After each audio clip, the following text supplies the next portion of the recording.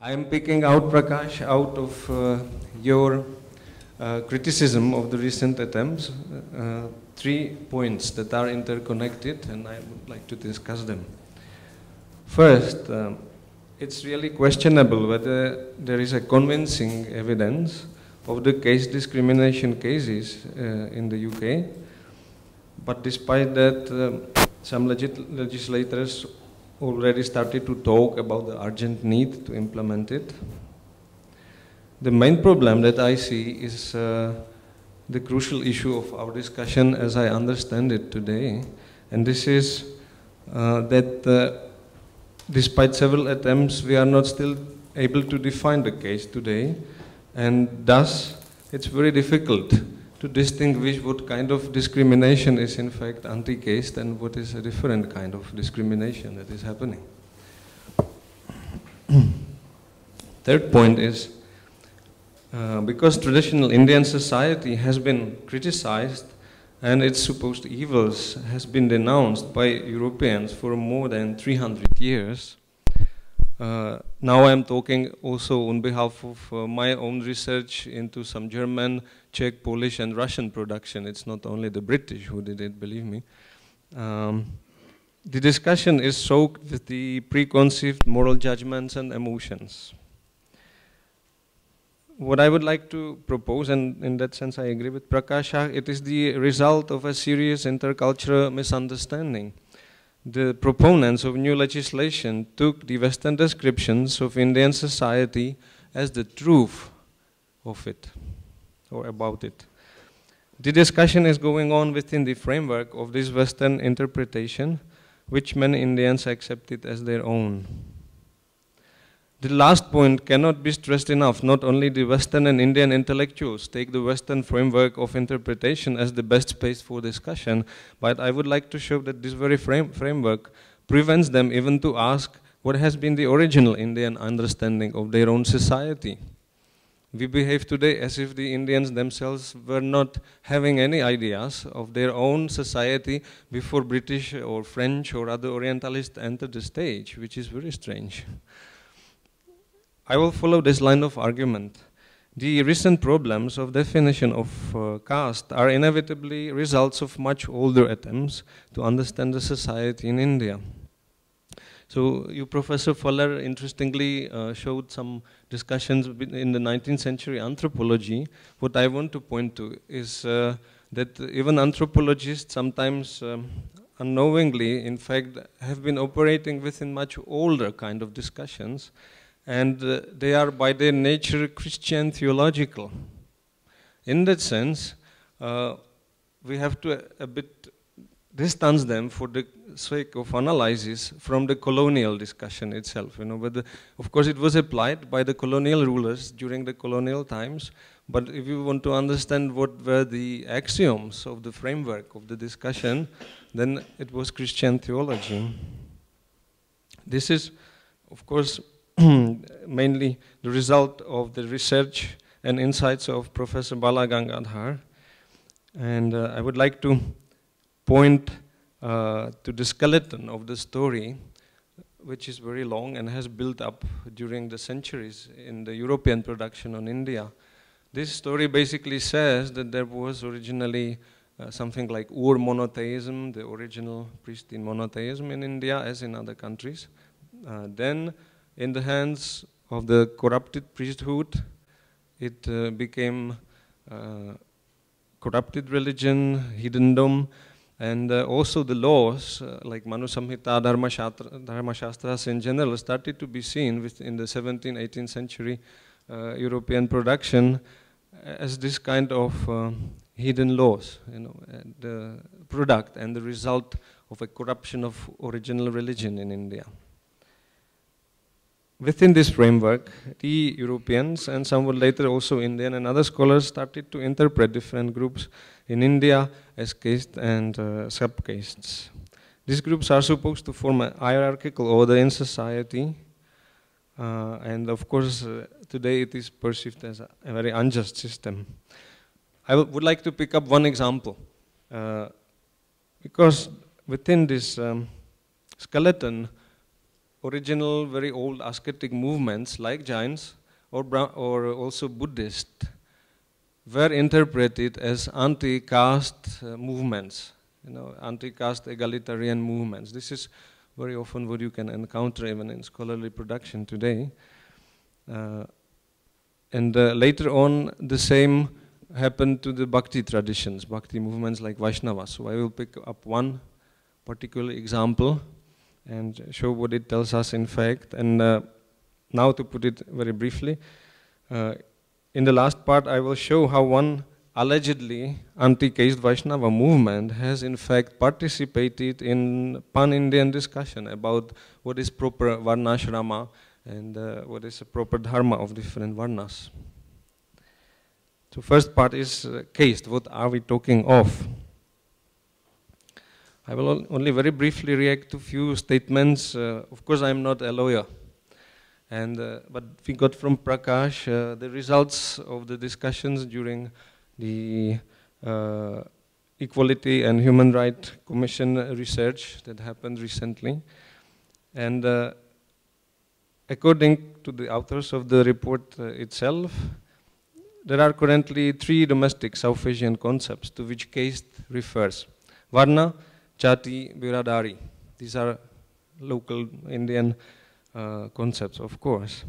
And after several areas of implication have been discussed, we learned that caste was defined as a subset of race, but also that this definition is not satisfactory. And now I quote from the report, currently there is no consensus on how a definition of caste should be formulated. Consequently, there is a need to elaborate a new formulation or definition that more accurately reflects the experience of caste in Britain. I would say, after reading also the report from seminar and workshop discussions, that it didn't bring many satisfactory solutions either. There was a minimum idea of caste discussed in terms of social stratification, inherited status, endogamy, guilt, prejudice, stereotype, cohesion, craft, exclusion. Many properties were suggested by experts. But given the fact that the material was supposed to help lawyers to formulate clear and unambiguous criteria, I was very surprised to find the preliminary conclusions saying overall there appeared to be a consensus that an elastic definition that addresses caste without offending any religious group was the best. So my puzzle is how could a definition be elastic?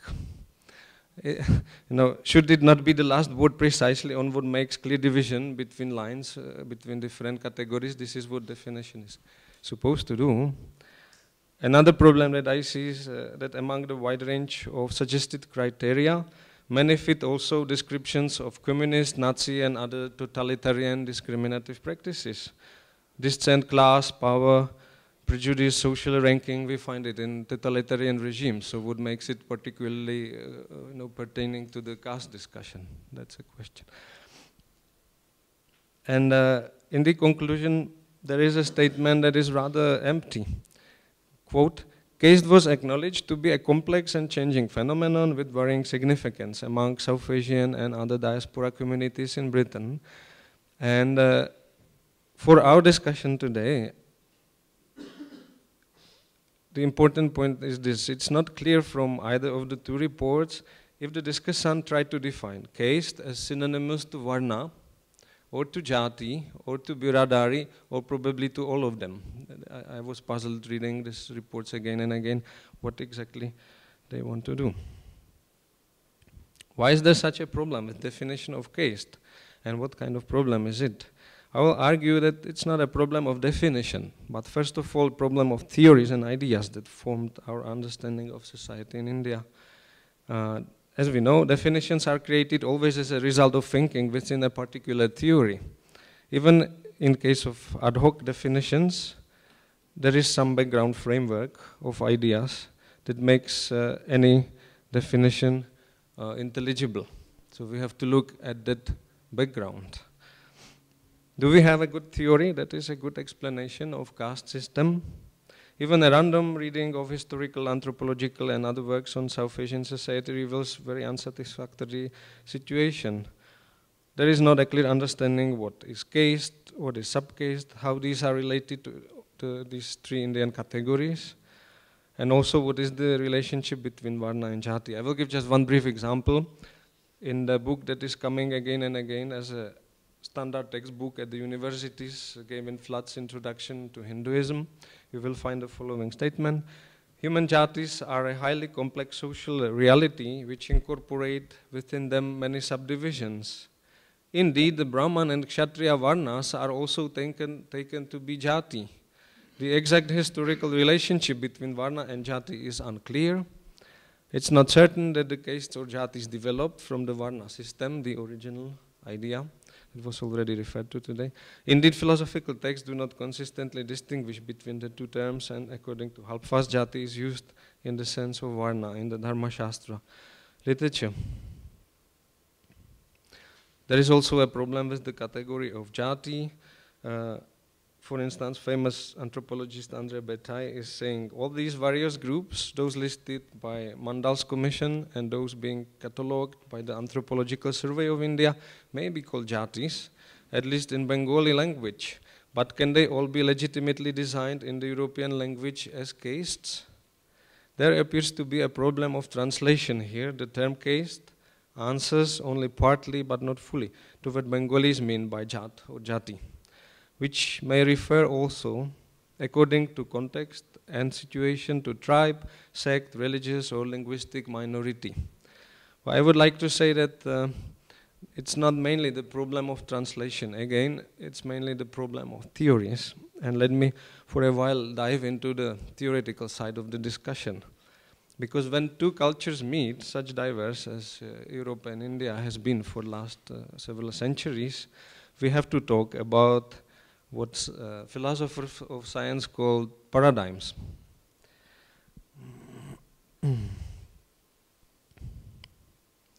So there are 2-3 important things to note from that very general discussion. Then I would like to link it to our particular case.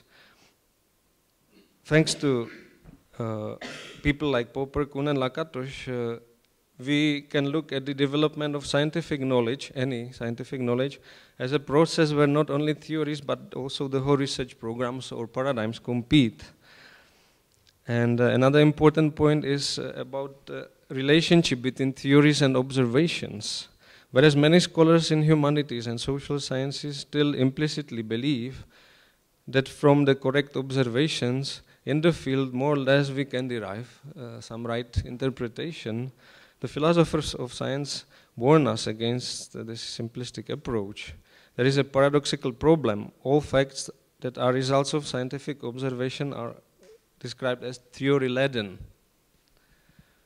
And also it has been disputed to what extent theories determine what can be observed at all. So how does it help to our discussion about caste system? I suggest that we start with understanding of different paradigms that have competed in the European attempts to understand society in India.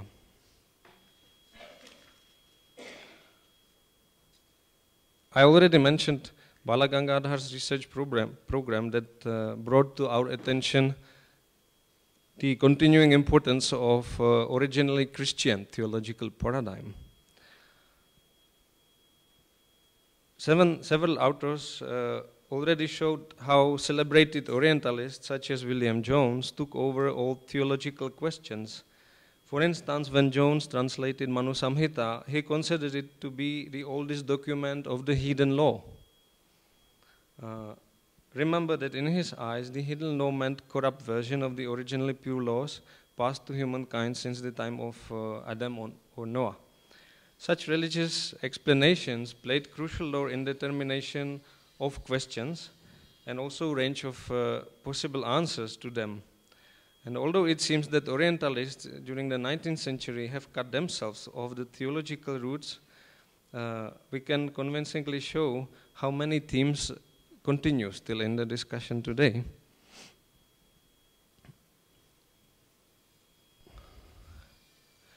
One of the issues that Europeans, when they started to talk about India, was the position of Brahmanas. Originally, Christian missionaries tried to do their best to convert Indians into the right creed.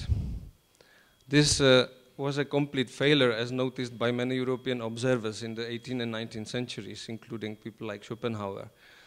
So they started to ask who caused this problem. Why these Indians are not accepting our noble and wonderful religion? Even though now we are ruling India, Indians are not accepting it. What's happening?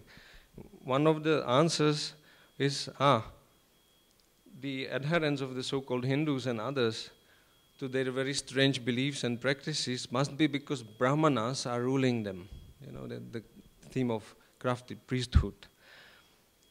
So within this kind of discussions, Dharma Shastras became also very important because they were seen as a tool through which this priesthood is in fact ruling India.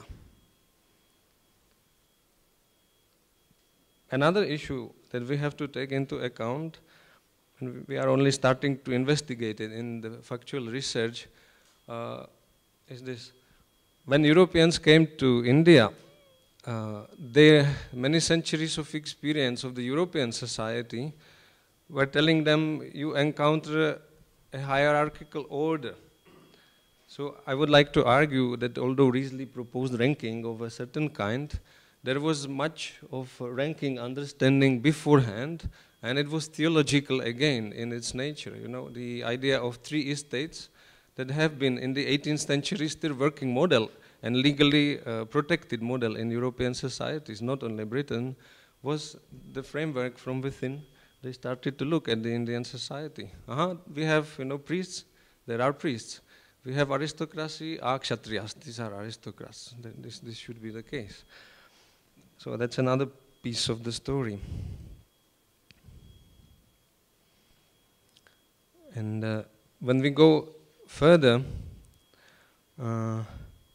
this also, the theme of corrupted priesthood, is the source of morale in the story in the beginning.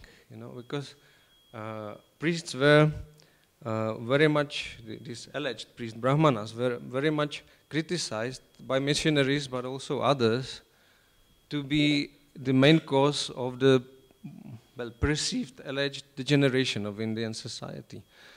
People like William Ward, missionary in Sri Rampur, says, among these idolaters, no Bibles were found, no Sabbats, no morality. For how should a people be moral whose gods are monsters of vice, whose priests are their ringleaders in crime, whose scripture encourage pride, impurity, falsehood, revenge and murder, whose worship is connected with indesirable abominations, and whose heaven is a brothel.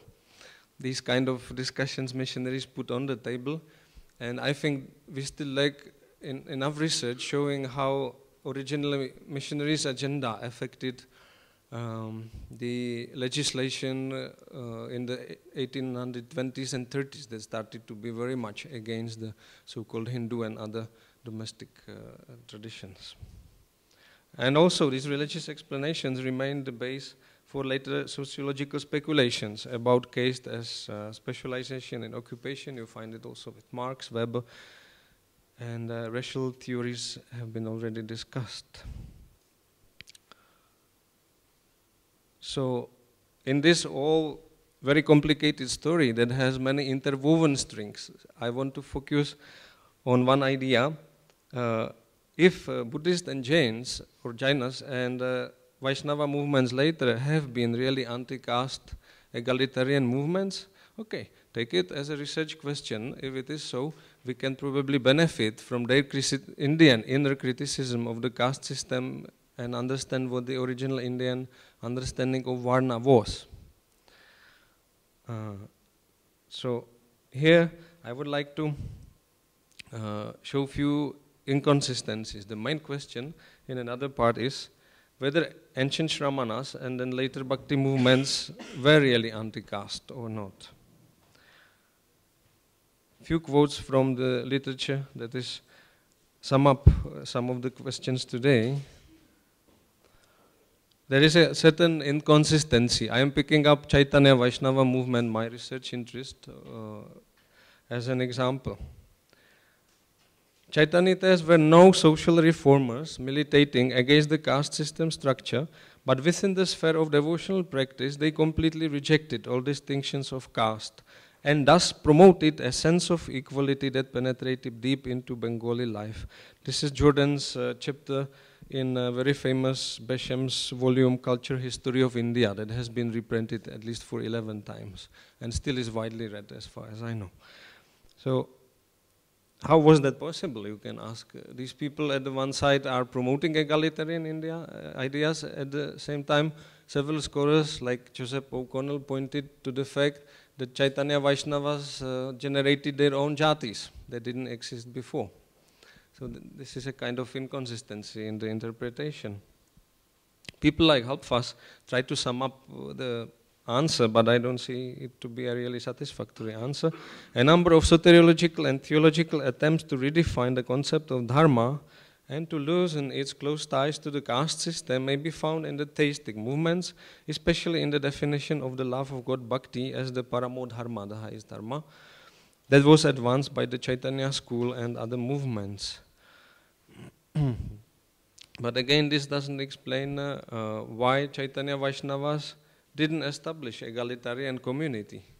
I was trying to find out one scholar who would look into the 16th and 17th century Bengal and ask this kind of questions, because this was precisely the time when the Chaitanyas could do it. Under the Muslim rule, they were quite free to establish another kind of community. What happens, in fact, is that they established new jatis. So, how do you explain this? And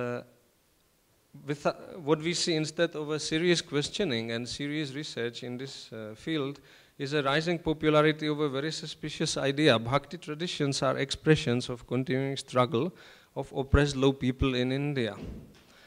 So for instance, when I had a chance to visit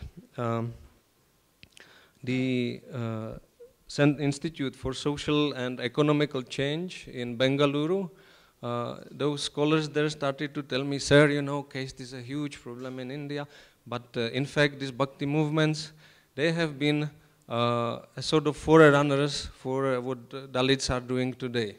So they say, and this is a quote from an official paper, you can download it, it's a research paper of this institute on website. They say Bhakti movements was anti-caste, anti-elite, pro-woman, pro-poor, anti-Sanskrit, and affirmed that genuine love of God was sufficient to find solutions to social problems. I have a problem to apply this to Chaitanya Vaishnavas. Now, in fact, they were very highly respected Brahmins, many of the teachers. They were well learned in Sanskrit. Look at the Goswamis of Vrindavan. They were recognized as one of the best Sanskrit philosophers across India of the 16th century. And like that, we can discuss this proposal as a very problematic. So here, I think, a very good insight of Professor Balagangadhar applies. Quote from his new book, Reconceptualizing India Studies. One of the striking things about British rule in India is its success in developing certain ways of talking about Indian culture and society. The British criticized Indian religion, the Indian caste system, and many other issues. They retold Indian intellectual history by describing it as indigenous responses to some of the ills that they, the British, saw in Indian society and culture. For example, Buddhism as it emerged out of their reconstruction was a revolt against Brahmanism and caste system, even if as a revolt against the caste system it didn't prove very successful. The last part that I wish to finish rather quickly is a discussion going on in between the Vaishnavas and what this will tell us for the whole framework of problems we are encountering today. Huh? Is it fine? Okay, another 5 minutes.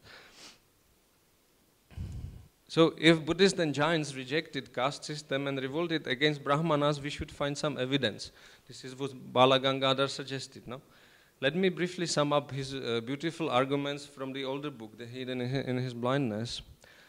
What we find in the respective texts of these traditions instead is a discussion of the theme, who is a true Brahmana? It's a complete shift of understanding. So what qualities this true Brahmana should have, which are more important than the others, etc. There is a story where Buddha explains how the 4 Varnas emerged according to the Dharma, properly according to the Dharma. Similarly, we found a list of qualities that make somebody into a true Brahmana in Uttaradhyayana Sutra of the Jains. So this model is of ascetic and later on Bhakti movements is having a problem. Would we like to keep the interpretation of ascetic revolt against the caste system? It would come out as the same nonsense as the following claim. Now I'm trying to sum up very briefly what Professor Balanganga says. Marx rejected the bourgeois society and revolted against capitalism by saying that it is not true capitalist society. So it has the same logic, you know. So I also suggest to consider factual evidence. As we know today, through thanks to some researchers, there have been Buddhist and Jaina Brahmanas. So the story must also explain, by the way, how these originally anti-caste, anti-Brahmana movements produced very early in their development their own Brahmanas. And why? That's another question. So let us probably look at a much more plausible explanation. What if these ascetic movements, and later on this is what I suggest also, Chaitanya Vaishnavas, participated in the pan-Indian discussion on the question who is a true Brahmana, who qualifies, or who is a true Kshatriya, and you can go on.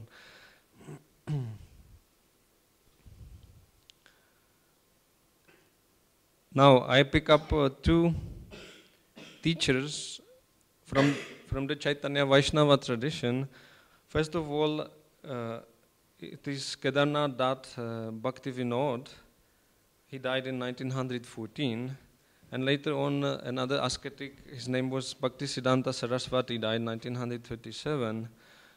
In the research that has been done till today, they are seen as modernizers and reformers of Chaitanya Vaishnava movement itself. Bhakti Vinod, for instance, was much influenced by discussions with another important missionary of the time, Alexander Duff. He studied with Brahmos and Unitarians and read quite widely also British scientific literature. He knew about the European criticism of degenerated Hinduism and caste system very well. Nevertheless, he finally embraced the Chaitanya tradition and started to discuss how he understood all these issues. Interestingly enough, in one of his books, he is saying that Varnashrama system originally was pure, but gradually degenerated. He says, as a result, quarrel broke between the Brahmanas and Kshatriyas, and due to the selfish desires of the Brahmanas, birth as the criteria of Varna was inscribed into the Manu Samhita and other Dharma Shastras. In frustration, the rebellious Kshatriyas created Buddhism and Vaishyas created Jainism. The present caste system is the corrupted remnant of the originally pure Varnashrama Dharma. So here it seems that Bhaktivinoda is in fact buying the European story, but it's not the case. If you follow what he says later, it's a very different thing. He in fact is very much arguing for restoration of Vajnanika Varnashrama. He says no, the rishis had very good ideas, that people have different qualities and they should work within the society in different functions. And in fact, he says that even other societies across the world are to a certain extent Varnashramic. Just one quote, when we consider the modern societies in Europe, whatever beauty exists in these societies depends upon the natural Varnashrama that exists within them. So this Chaitanya Vaishnava teacher is saying rather the opposite. No, Varnas are important in order to establish a good functioning society. I can quote also from another of his books, but let me move to the discussion that took place in West Bengal, village of Balighai in September 1911. Some of the Vaishnava teachers and Brahmanas were criticized from the Smartas. Smarta said, what kind of Brahmanas are you? You know, this is a very new tradition that you are developing because Chaitanyas were also spreading across India. And they established new matas in some places. And finally, this huge gathering was called where Chaitanya Vaishnava scholars, but also some respected Smartas, Shaivites, other people gathered to discuss. And Bhaktisiddhanta had argued for more than 3 days along the following lines. This is my summary of a book. A. Brahmanas are glorious and respected throughout the history of India. B. But even those born in highly respected families can fall from the elevated position because of their bad activities. C. Thus they should be considered only relatives of Brahmanas, Brahma Bandhus, the Sanskrit thing. D. All Varnas are in a certain sense Brahmanas because they all come from Brahma. E. Many respected texts starting with Upanishads, going through Mahabharata to Pancharata and other stories, other books, tell stories about people born to a particular Varna who became recognized as members of another Varna. Some of the heroes became Brahmanas, etc.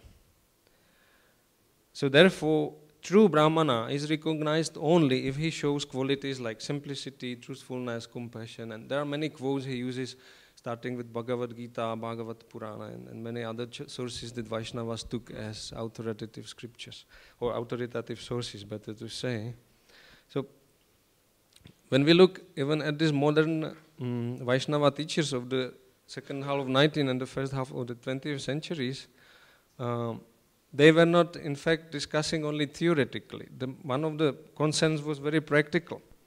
These were questions like, who is qualified to initiate disciples? Who is qualified to teach? Who is qualified to do rituals for Shalagram Shila and many other practical things that were important?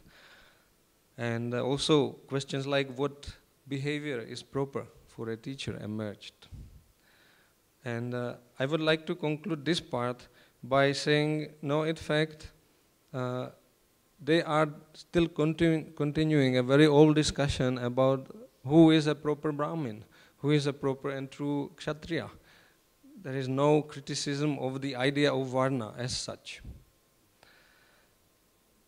So, at the end, I have just few preliminary conclusions and some suggestions how to proceed in the discussion.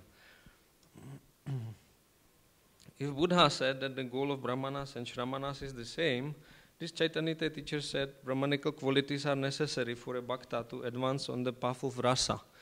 This kind of discussion is showing that when we want to draw these Indian discussions into our Western framework of understanding, we are committing a serious category mistake. They are not discussing Varna at all in the terms of a social division as such. And there are two important Sanskrit terms, domestic terms, adhikara and svabhava, that is reappearing, resurfacing again and again through the centuries. And these terms are discussing, well, adhikara could be translated as something as eligibility or qualification, but it should be shown on examples what it means. And svabhava is something like the nature, true own nature of a person. And these two terms were a criteria for discussing the membership of Varna. Jati was also discussed, but more or less you find out that these people are again and again saying, see, Jati is fine, you can be a noble from a noble family, but if you behave improperly, you lose all the qualities of a Brahmana. And then it seems that we need a new kind of research today if we really want to take the traditional Indian understanding seriously. This kind of research will discuss what was the domestic understanding of Varna and also Jati, how do the Indians, or how did they really decide about the status of different people? And also, there is an interesting question why many Indians accepted the strong moral position towards the caste system today and its perceived ills. My question is, did they understand really what the British meant by their criticism, given the fact that this criticism is still deeply rooted in very old theological discussion and the perception of what is happening in India from the point of view of Europeans. Thank you very much.